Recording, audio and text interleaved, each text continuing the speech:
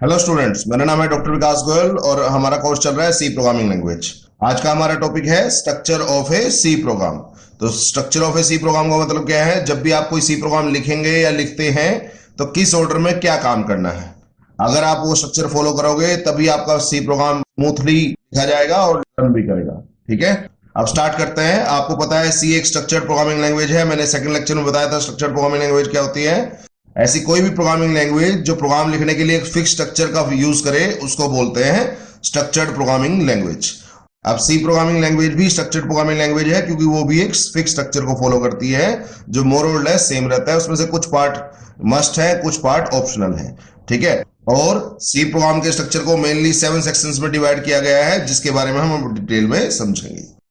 अब देखते हैं first section, that is documentation section. Documentation section में मेनली कमेंट्स यूज किए जाते हैं जिसमें मेनली आपको प्रोग्राम का नाम बताया जाता है, प्रोग्राम का ऑथर, प्रोग्राम कब लिखा गया वगैरह वगैरह। इसके अलावा भी अगर आपको कुछ इन्फॉर्मेशन देनी है तो आप वहां दे सकते हैं। कमेंटिंग में हर चीज अलाउड है, जैसे मर्जी आप लिख दें। ठीक है, तो जनरली जो कमेंट्स होते हैं वो बैकस्लैश एस्ट्रिक और एस्ट्रिक बैकस्लैश के बीच में लिखे जाते हैं और कंपाइलर इनको सिंपली इग्नोर कर देता है। हम कमेंट्स के बारे में डिटेल में नेक्स्ट स्लाइड में पढ़ेंगे। नेक्स्ट है लिंक सेक्शन। लिंक सेक्शन में क्या होता है? जो प्री डिफाइंड हेडर फाइल्स हैं उनको इंक्लूड किया जाता है। जैसे हैश, इसको हैश बोलते हैं, मैं लिख देता हूं hash. Hash include studio dot H, hash include conio dot H. तो डॉट एच का मतलब है हेडर फाइल है। स्टूडियो और कोनियो का मतलब क्या है नेक्स्ट स्लाइड में बात करेंगे। तो ठीक है, तो hash include studio dot H, hash include conio dot H. तो इस तरह की जितनी भी स्टेटमेंट है वो आती है लिंक सेक्शन में। नेक्स्ट है थर्ड, मैक्रो और सिंबॉलिक कांस्टेंट डेफिनेशन सेक्शन। तो अगर आपने प्रोग्राम में कोई सिंबॉलिक कांस्टेंट या मैक्रो यूज कर रखा है तो आपको उसको डिफाइन करना पड़ता है।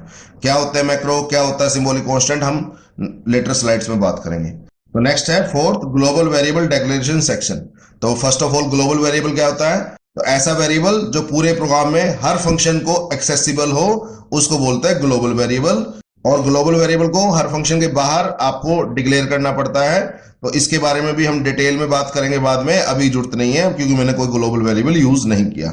तो कंफ्यूज मत होइए, मैं बेसिक टर्म्स से अभी लेके चल रहा हूं। नेक्स्ट है user defined functions declaration sections. तो अगर आपने प्रोग्राम में कुछ यूजर डिफाइंड फंक्शंस यूज कर रखे हैं तो आपको उनको डिक्लेयर करना पड़ता है। क्या मतलब होता है इसके बारे में डिटेल में बात करेंगे। अब नेक्स्ट है six section, that is main function section. तो सबसे मोस्ट इंपॉर्टेंट सेक्शन जो होता है पूरे प्रोग्राम का वो मेन फंक्शन है, क्योंकि कंपाइलर को यहीं से पता लगता है कि मुझे प्रोग्राम में क्या एग्जीक्यूट करना है। वो मेन फंक्शन के पास जाता है और उसको एग्जीक्यूट करता है सिंपली। तो हर चीज जो भी आपने एग्जीक्यूट करनी है वो कहां लिखनी है? मेन फंक्शन के अंदर। तो इसके अंदर एक ओपनिंग ब्रेसेस होती है, एक क्लोजिंग ब्रेसेस होती है। ओपनिंग ब्रेसेस और क्लोजिंग ब्रेसेस के बीच में जो पार्ट होता है उसको बोलते हैं मेन बॉडी।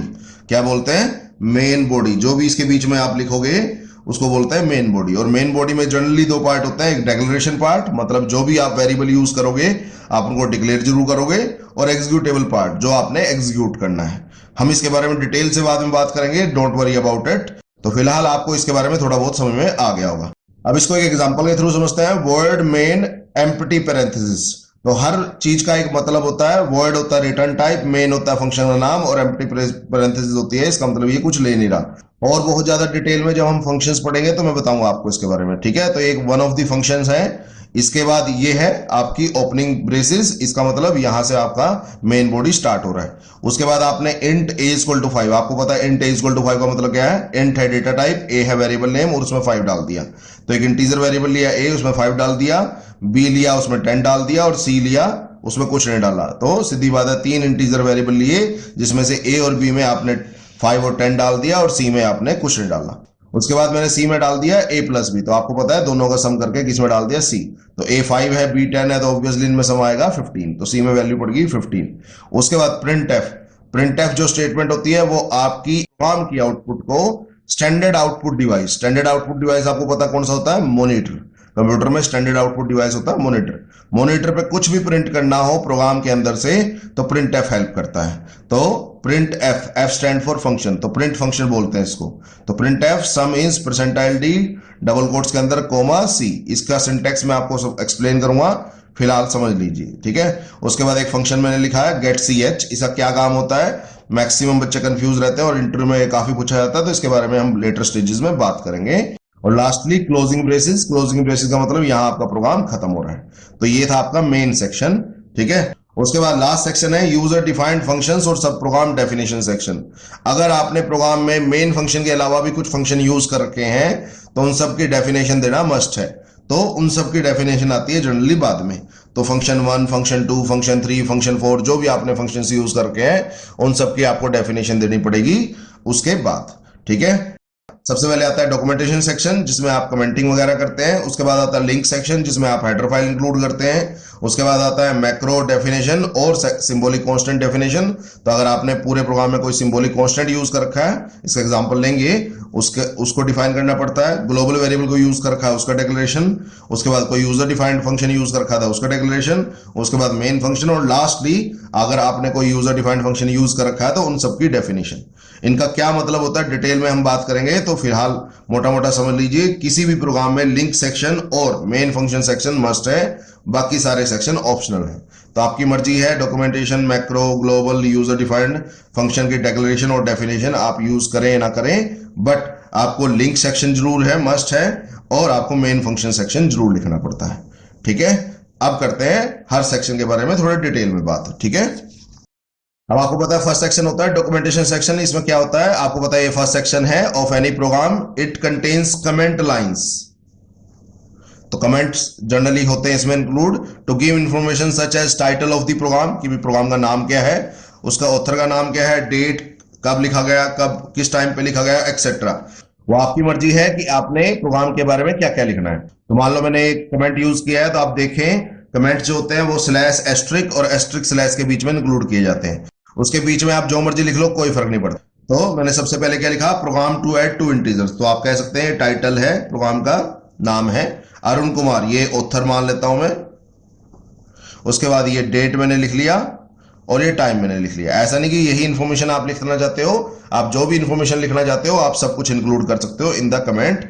जो भी आप लिखोगे that will be simply ignored by the compiler, क्योंकि कंपाइलर इनके बीच में कोई सिंटेक्स चेक नहीं करता, कोई एग्जीक्यूशन नहीं करता, सिंपली इनको ड्रॉप कर देता है। तो ये काम किस लिए आते हैं, तो ये इसलिए काम आते हैं कि प्रोग्रामर अपने प्रोग्राम के बारे में कुछ भी नोट डाउन कर सके, पिन डाउन कर सके, सो दैट जब वो उसको लेटर दोबारा पढ़े तो उसको काफी इजीली समझ में आ जाए कि किस काम के लिए प्रोग्राम बनाया था, किसने बनाया था, क्या डेट थी, क्या टाइम था, और भी बहुत सारी इंफॉर्मेशन। तो जब हम प्रोग्राम के एग्जाम्पल पढ़ेंगे तो आपको बताएंगे इसके बारे में।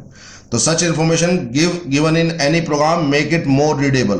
अब रीडेबल कैसे बनाता है, अगर आप ध्यान से देखें, अगर मैं किसी भी प्रोग्राम में फर्स्ट लाइन लिख दूं, इस तरह की फर्स्ट लाइन लिख दूं, तो मुझे इमीडिएटली पता लग जाएगा कि प्रोग्राम में हो क्या रहा है। टाइटल से उसका क्रिएटर कौन है, डेट और टाइम भी पता लग जाएगी, वगैरह वगैरह, ठीक है। तो इस तरीके से मुझे काफी इंफॉर्मेशन पता लग जाएगी कमेंट साइन से। उसके बाद ऑब्वियसली अगर वो रीडेबल होगा तो वो आसान होगा समझना भी, और उसमें ऑब्वियसली अगर समझना आसान होगा तो उसमें एरर फाइंड करना भी आसान होगा। तो एरर फाइंडिंग प्रोसेस को बोलता है डीबगिंग। और ऑब्वियसली अगर उसको समझना आसान होगा तो मैं उसको अपग्रेड भी कर सकता हूं, क्योंकि टाइम के साथ साथ प्रोग्राम आउटडेटेड होते रहते हैं, हम उनमें नई फीचर ऐड करनी पड़ती है। तो नई फीचर ऐड करने के लिए पहले उसको समझना जरूरी है, समझने के लिए पहले उसको रीडेबल होना जरूरी है। तो जितने ज्यादा कमेंट्स आप यूज करेंगे थ्रू आउट द प्रोग्राम, उतनी जल्दी मैं उसको समझ लूंगा, और जितनी जल्दी समझ लूंगा उतनी जल्दी अपग्रेड कर दूंगा। तो that's a benefit of comments, okay. तो that's why it is strongly recommended but optional section. तो एक बात इंपॉर्टेंट है कि ये सेक्शन ऑप्शनल है, लिखो ना लिखो मर्जी आपकी है, कितना लिखो, कम लिखो, ज्यादा लिखो, वो भी आपकी मर्जी है, but it is always strongly recommended कि आप उसको लिखें, ठीक है। मैक्सिमम बड़ी बड़ी कंपनीज में तो बिना डॉक्यूमेंटेशन के, बिना कमेंटिंग के आपके प्रोजेक्ट ही सबमिट नहीं होते, तो ऑब्वियसली ये काम करना जरूरी है, ठीक है। अब नेक्स्ट है, these are all comment statement written between hash asterisk and asterisk hash are simply ignored by the compiler and not executed at all। तो ये मैं बात बता चुका हूं आपको, जो भी स्लैश एस्ट्रिक और एस्ट्रिक स्लैश के बीच में लिखा होगा that will be simply ignored by the compiler, okay. Next है types of comments in a C program. तो सी प्रोग्राम में आप कमेंटिंग किस किस तरीके से कर सकते हैं। तो adding of comment in a C program is very important, वो आपको बता दिया मैंने। For improving readability, obviously readability बढ़ा लेती है, जितनी रीडेबिलिटी बढ़ेगी उतना आपको इजी रहेगा उसको अंडरस्टैंड करना, और ऑब्वियसली आपको उसमें एरर फाइंड करना भी आसान हो जाएगा, ठीक है, और साथ के साथ उसको अपग्रेड करना भी आसान हो जाएगा। होपफुली समझ आ गई होगी बात। तो there are two type of comments in C programming. First is single line comment और second is multi line comments. Single line comment का मतलब है आपका कमेंट एक लाइन का है, और मल्टी लाइन कमेंट्स का मतलब है आपका जो कमेंट है वो मल्टीपल लाइंस में लिखा गया है. ठीक है, एक लाइन में भी लिख सकते हो कमेंट को और मल्टीपल लाइंस में भी लिख सकते हो, मर्जी आपकी है. तो अगर आप एक लाइन में लिखोगे तो उसके लिए मेरे पास ऑप्शन है डबल बैकस्लैश, और मल्टीपल लाइन के लिए ऑप्शन है बैकस्लैश एस्ट्रिक और एस्ट्रिक बैकस्लैश. तो अगर आप सिंगल लाइन कमेंट यूज करोगे तो आप डबल बैकस्लैश यूज करोगे. तो जैसे program to add two integers, तो ये मान लेता हूं सिंगल लाइन कमेंट है. तो जैसे ही मैंने दो बैकस्लैश लगा दिया किसी भी लाइन के आगे, तो कंपाइलर उसके बाद कुछ पढ़ेगा ही नहीं, सिंपली उसको ड्रॉप कर देगा, क्योंकि उसको पता लग जाएगा ये सिंगल लाइन कमेंट है. तो जब तक ये लाइन चलेगी तब तक ये सिंपली इग्नोर हो जाएगा. सिमिलरली नेक्स्ट लाइन में मैंने ये लिखा हुआ है, तो आप नेक्स्ट लाइन में सिंगल लाइन कमेंट यूज कर सकते हैं. आप दोबारा फिर ऐसे यूज कर सकते हैं. ठीक है, इस तरह से हो जाता है. क्लियर हो गया. तो अगर आपने प्रोग्राम में एक सेम कमेंट 3 लाइनों में लिख रखा है तो आप 3 बार सिंगल लाइन कमेंट लगा सकते हैं, या आप सिंगल मल्टी लाइन कमेंट लगा सकते हैं. तो स्लैश एस्ट्रिक से लेके एस्ट्रिक स्लैश, तो एक पेयर लगेगा और जितना भी उसके बीच में लिखा होगा that will be simply ignored by the compiler. तो कंपाइलर जब पढ़ता है तो जहां भी उसको स्लैश एस्ट्रिक दिखता है वहां वो चेकिंग करना बंद कर देता है, करता रहता है, यानी चलता रहता है. जिस टाइम उसको एस्ट्रिक स्लैश दोबारा दिखेगा तब वो दोबारा उठ जाएगा और तब दोबारा एरर चेकिंग स्टार्ट करेगा. तो इनके बीच में वो कुछ नहीं करता, इनके बीच में सिंपली वो ड्रॉप करता है. तो जैसे अगर आपने 2 इंटीजर वेरिएबल डिक्लेयर किए हैं तो आपने लिखा है डिक्लेयर्ड 2 इंटीजर, तो ये आपके कमेंट्स हैं, तो अच्छी बात है. उसके आगे आप कमेंट का कोई भी साइन लगा दें, या तो सिंगल लाइन या मल्टीपल लाइन. तो सिंगल लाइन में ही है तो इसलिए मैंने सिंगल लाइन लगा दिया, और अगर सिंगल लाइन में है तब भी आप मल्टीपल लाइन कमेंट यूज कर सकते हैं. लो, तो स्लैश एस्ट्रिक एस्ट्रिक स्लैश वो आपकी मर्जी है, आपने कौन सा यूज करना है. सिंगल लाइन में दोनों अलाउड है, बट अगर मल्टीपल लाइन में अगर आपका कमेंट है तो आपको ये वाला यूज करना पड़ेगा एक बार और इसको यूज करना पड़ेगा बार बार. वो आपकी मर्जी है, आपने कैसे यूज करना है. क्लियर हो गया. ठीक है. नेक्स्ट है third section, that is macro और सिंबॉलिक कांस्टेंट डेफिनेशन सेक्शन. तो अगर पूरे प्रोग्राम में अगर आपने कोई सिंबॉलिक कांस्टेंट या मैक्रो यूज किया है तो आपको उसको डिफाइन करना मस्ट है इस सेक्शन में. अब सिंबॉलिक कांस्टेंट क्या होता है? एक ऐसा कांस्टेंट होता है जो थ्रू आउट द प्रोग्राम आपका फिक्स रहता है. तो अब मैं जस्ट इसको ब्रीफ कर रहा हूं, लेटर स्टेजेस पे उसको और डिटेल में पढ़ेंगे. तो मैंने लिखा है हैश डिफाइन पाई 3.142. तो आपको पता है एक पाई होता है जो जनरली आपका एरिया ऑफ सर्कल वगैरह में यूज होता है, पाई आर स्क्वायर आपको पता है. तो पाई की वैल्यू होती है या तो 22/7 बोलते हैं, 3.142 बोलते हैं. तो अगर आपको पूरे प्रोग्राम में कई जगह पाई की जरूरत पड़ेगी तो आप उसको अच्छी बात है as a symbolic constant define कर लें, जिससे उसकी लेटर स्टेजेस पे कोई वैल्यू बदल नहीं पाएगा. तो अब इस स्टेटमेंट में ये है hash, this is called as preprocessor directive, define as it is लिखते हैं. पाई ये है आपके सिंबॉलिक कांस्टेंट का नाम, या इसको मैक्रो नेम भी बोलते हैं, और ये है उसकी वैल्यू जो उसकी जगह रखी जाएगी. तो पूरे प्रोग्राम में पाई की वैल्यू आप चाह के भी चेंज नहीं कर सकते. अगर आपको वापस चेंज करनी है तो वापस इसी लाइन पे आके यहीं चेंज करना पड़ेगा. अपने आप प्रोग्राम में भी इसकी वैल्यू चेंज नहीं होगी. तो अगर पूरे प्रोग्राम के लिए कोई वैल्यू फिक्स है तो इट्स ऑलवेज गुड आप उसको मैक्रो या सिंबॉलिक कांस्टेंट डिफाइन करें. ठीक है. So wherever we will use pi in the program, that will be simply replaced by its value, that is 3.142. तो that's a benefit of symbolic constant. ठीक है. अब नेक्स्ट है fourth section, that is global variable declaration section. अब इस section में होता क्या है, अगर आपने कोई ऐसा वेरिएबल रखना है जो throughout the program accessible हो और हर फंक्शन को एक्सेसिबल हो, तो आप उसको ग्लोबल डिक्लेयर करते हैं. तो लोकल वेरिएबल और ग्लोबल वेरिएबल में क्या डिफरेंसेस है हम बात करेंगे इसके बारे में. तो ग्लोबल वेरिएबल क्या डिक्लेयर होता है, हमेशा हर फंक्शन की बॉडी से बाहर. तो इसके बारे में और डिटेल में बात करेंगे. अभी आपको ऑब्वियसली इसके बारे में थोड़ा बहुत ही पता लगा होगा. तो in this section global variables are defined and they will be accessible to each and every function defined in the whole program. तो मैंने एक वेरिएबल डिक्लेयर किया int size is equal to 10. तो मेरे पास एक इंटीजर वेरिएबल है जिसका नाम साइज है और जिसके अंदर 10 वैल्यू पड़ी है. तो साइज नाम का वेरिएबल आप थ्रू आउट द प्रोग्राम जहां भी यूज करोगे उसकी स्टार्टिंग वैल्यू रहेगी 10. आप चेंज कर सकते हो इसकी वैल्यू. तो that's why it is different from symbolic constant. Symbolic constant की वैल्यू प्रोग्राम के अंदर उसको चेंज नहीं कर सकते, बट वेरिएबल की वैल्यू आप प्रोग्राम के अंदर चेंज कर सकते हो. ठीक है. अब नेक्स्ट है यूजर डिफाइंड फंक्शंस और सब प्रोग्राम डिक्लेरेशन सेक्शंस. तो आपको पता है सी प्रोग्रामिंग लैंग्वेज एक प्रोसीजर ओरिएंटेड प्रोग्रामिंग लैंग्वेज है. तो ये बड़े से बड़े किसी भी प्रोग्राम को हमेशा छोटे छोटे चंक्स में डिवाइड करती है जिसको हम फंक्शंस बोलते हैं. हम इसके बारे में डिटेल से बात करेंगे लेटर स्टेजेस पे जब हम फंक्शंस के टॉपिक पे पहुंचेंगे. तो जितने भी आप फंक्शन यूज करते हो वो हमेशा डिक्लेयर होने चाहिए और डिफाइन होने चाहिए. क्या मतलब है अभी बात करेंगे लेटर स्टेजेस पे. और मेनली दो टाइप के फंक्शंस होते हैं, एक बिल्ट इन और एक यूजर डिफाइंड. तो अगर बिल्ट इन फंक्शन है ऑलरेडी बना बनाया है तो उसके लिए उसकी जो हेडर फाइल है उसको इंक्लूड करना मस्ट है। और अगर यूजर डिफाइंड है, यूजर डिफाइंड का मतलब अगर प्रोग्रामर ने उसको बनाया है तो उसकी रिस्पॉन्सिबिलिटी है कि उसको वो डिफाइन करे। तो हर फंक्शन की डिक्लेरेशन और डेफिनेशन मस्ट है। तो अगर वो बिल्ट इन फंक्शन है तो आप उसकी हेडर फाइल को इंक्लूड करो, अगर वो यूजर डिफाइंड फंक्शन है तो आपको खुद उसकी डेफिनेशन देनी पड़ेगी। तो क्या मतलब होता है, बात करेंगे इसके बारे में, ठीक है। तो अब इस फंक्शन डिक्लेरेशन को आप समझे तो फर्स्ट होता है हमेशा फंक्शन क्या रिटर्न करेगा। तो आप देखें यहां लिखा हुआ है इंट, तो फंक्शन एक इंटीजर रिटर्न करेगा। सेकंड होता है फंक्शन का नाम, तो सम उसका नाम है, तो सम नाम का फंक्शन है। और ये पैरेंथेसिस के अंदर होता है जो वो लिस्ट ऑफ आर्गुमेंट लेगा, मतलब फंक्शन क्या लेगा ये है और फंक्शन क्या देगा ये है और क्या उसका नाम है ये है। तो इसको ब्रीफ कर दें तो सम नाम का फंक्शन है जो दो इंटीजर ए और बी लेगा और एक इंटीजर रिटर्न करेगा। तो अगर आपको इसको ऐसे बोलना आ गया तो क्लियर हो जाएगा, आपको कोई दिक्कत नहीं आएगी। तो दोबारा बोल देता हूं, सम नाम का फंक्शन है जो दो इंटीजर लेगा और एक इंटीजर रिटर्न करेगा। तो होपफुली ये बात समझ आ गई होगी, इसको बोलते हैं फंक्शन डिक्लेरेशन, ठीक है। ठीक, तो नेक्स्ट सेक्शन है मेन फंक्शन सेक्शन। आपको पता है ये सबसे इंपॉर्टेंट है। तो this section is must to be included in every C program. तो हर सी प्रोग्राम में आपको इसको इंक्लूड करना पड़ता है क्योंकि यही एक स्टार्टिंग पॉइंट है जो आपकी प्रोग्राम एग्जीक्यूशन को स्टार्ट करता है। Compiler throughout the program आपके मेन फंक्शन की बॉडी को सर्च करता है और उसको एग्जीक्यूट करता है। तो कंपाइलर सबसे पहले क्या ढूंढता है कि मेन कहां लिखा है और मेन पे जाके उसको एग्जीक्यूशन करना स्टार्ट कर देता है। तो अगर आप कभी कहते हो कि प्रोग्राम एग्जीक्यूशन स्टार्ट होगी तो इसका मतलब मेन फंक्शन स्टार्ट हो गया। आपको ये बात पता है कि पूरे प्रोग्राम में आप काफी यूजर डिफाइंड फंक्शन यूज कर सकते हैं बट मेन उसमें से रखना मस्ट है, ठीक है। और साथ के साथ अगर आपने कुछ यूजर डिफाइंड फंक्शन यूज कर रखे हैं और मेन फंक्शन भी यूज कर रखा है तो आप उनको किसी भी ऑर्डर में डिफाइन कर सकते हो, प्रॉब्लम कोई नहीं है, बट आपको लिखना जरूर पड़ेगा। तो यही मैंने बताया, तो मेन फंक्शन को आप कहीं भी डिफाइन कर सकते हैं थ्रू आउट द प्रोग्राम, वहां कोई प्रॉब्लम नहीं है, ठीक है, उन फंक्शंस के बीच में। तो आपको पता है मेन फंक्शन का सिंटेक्स क्या रहता है, word main empty parenthesis braces start, अंदर रखते हैं डिक्लेरेशन पार्ट और दूसरा रखते हैं एग्जीक्यूटेबल पार्ट और ब्रेसिस क्लोज।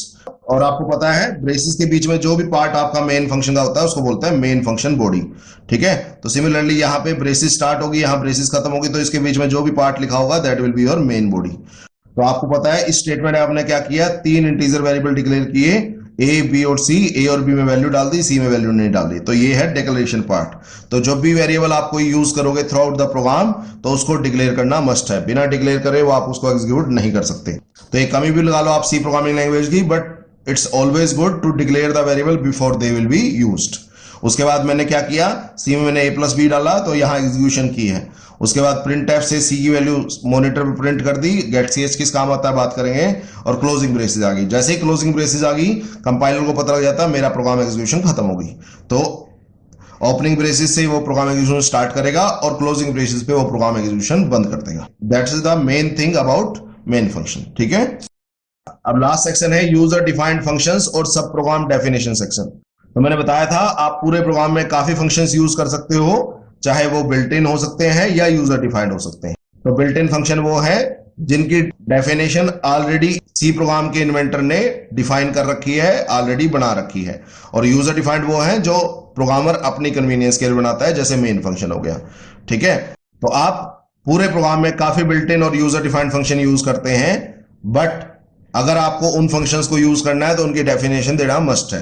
तो अगर आपने बिल्ट इन फंक्शन यूज किए हैं जैसे स्कैनएफ, प्रिंटएफ, क्लियर स्क्रीन वगैरह वगैरह, तो आपको उनकी एप्रोप्रिएट हेडर फाइल को इंक्लूड करना पड़ेगा। जैसे प्रिंटएफ और स्कैनएफ होता है studio.h के अंदर और क्लियर स्क्रीन और गेट सी एच होते हैं आपकी conio.h के अंदर। तो अगर आपने वो फंक्शन यूज किए हैं तो उनकी हेडर फाइल को इंक्लूड करना पड़ेगा। अगर आपने वो फंक्शन यूज नहीं किए हैं तो आपको उनकी हेडर फाइल को इंक्लूड करने की कोई जरूरत नहीं है, ठीक है। तो इसके बारे में नेक्स्ट लेक्चर में और ज्यादा डिटेल में समझेंगे। फिलहाल नेक्स्ट पॉइंट है for definition of user defined functions. तो अगर कोई यूजर डिफाइंड फंक्शन यूज किया जैसे मेन हो गया, ये सम नाम का फंक्शन हो गया, कुछ भी हो गया, तो उसकी रिस्पॉन्सिबिलिटी टोटली प्रोग्रामर की है कि वो उसको डिफाइन करे और हर चीज उसके बारे में बताए, ठीक है। तो अब एक एग्जांपल देख लेते हैं। ये मैंने बताया था क्या होता है इंट, ये होती है रिटर्न टाइप, ये होता है फंक्शन का नाम और ये होता है फंक्शन क्या लेगा। तो सम नाम का फंक्शन है जो दो इंटीजर लेगा और एक इंटीजर रिटर्न करेगा। ब्रेसेस स्टार्ट का मतलब उसकी डेफिनेशन स्टार्ट कर दी मैंने, बॉडी स्टार्ट कर दी, मैंने एक नया वेरिएबल लिया सी में मैंने डाला a प्लस बी, जो मेरे को a और b मिले थे उनका मैंने सम करके c में डाल दिया और रिटर्न कर दिया c को। तो अगर आप ध्यान से देखें तो मैं क्या रिटर्न कर रहा हूं, c क्या है, एक इंटीजर। तो क्या रिटर्न किया मैंने, इंटीजर, और क्या लिया था, 2 इंटीजर। तो क्लियर हो गया, और क्लोजिंग ब्रेसेस बंद। तो जैसे किसी फंक्शन में रिटर्न स्टेटमेंट आएगी तो प्रोग्राम का कंट्रोल वापस कहां पहुंच जाएगा, जिस फंक्शन ने इसको कॉल किया था, ठीक है, और क्लोजिंग ब्रेसेस बंद। तो ये है यूजर डिफाइंड फंक्शन बॉडी। तो होपफुली समझ आ गया होगा, इसमें आपने सब कुछ बताया, क्या नाम है, क्या लेगा, क्या देगा और कैसे करेगा, ठीक है। डिक्लेरेशन में सिर्फ 3 बातें बताते हो और डेफिनेशन में आप 4 चीजें बताते हो, ठीक है। अब लास्ट इस लेक्चर को समराइज कर रहे हैं, तो इंपॉर्टेंट की पॉइंट्स अबाउट सी प्रोग्राम ध्यान रखिएगा। तो सिर्फ लिंक सेक्शन जो है that is hash include studio.h और हैश इंक्लूड conio.h, और main function section that is word main, वो दोनों मस्ट है। बाकी आपके 5 के 5 सेक्शन टोटली ऑप्शनल है, आप लिखो ना लिखो मर्जी आपकी है। थर्ड है, but it is always advise to include documentation section and comments to make program more readable. तो इट्स ऑलवेज गुड कि आप डॉक्यूमेंटेशन जरूर करें, कमेंटिंग जरूर करें ज्यादा से ज्यादा, चाहे आपने कुछ और चीज यूज कर रखी हो या ना कर रखी हो। तो फोर्थ है, if there are more than one function used in program. तो अगर आपने प्रोग्राम में एक से ज्यादा यूजर डिफाइंड फंक्शन यूज कर रखे हैं, जैसे मेन, सम नाम का, प्रोडक्ट नाम का वगैरह वगैरह, तो apart from main function their order of definition is totally optional. तो आपकी टोटली चॉइस है कि आप किस ऑर्डर में उनको डिफाइन करते हैं। मान लेते हैं मेरे पास 3 फंक्शन है, एक मेन, एक सम और एक प्रोडक्ट। तो आप पहले मेन को डिफाइन कर ले, फिर सम को, फिर प्रोडक्ट को, या पहले मेन को फिर प्रोडक्ट को फिर सम को, या पहले सम को फिर मेन को फिर प्रोडक्ट को, या पहले प्रोडक्ट को फिर सम को फिर मेन को। तो आप डेफिनेशन किसी भी ऑर्डर में कर सकते हैं, किसी भी प्रोग्राम की कोई प्रॉब्लम नहीं आती। तो कंपाइलर अपने आप मेन फंक्शन को ढूंढ लेता है और आप प्रोग्राम एग्जीक्यूशन स्टार्ट कर लेता है। तो मेन फंक्शन को आप जितने भी आपके पास फंक्शन डेफिनेशन है उनमें आप कहीं भी उसको डिफाइन कर सकते हैं, कोई प्रॉब्लम नहीं है। तो that's all for this very lecture. Hopefully समझ आया होगा। स्टिल कोई पॉइंट आउट डाउट होगा तो just feel free to ask, ठीक है, ओके।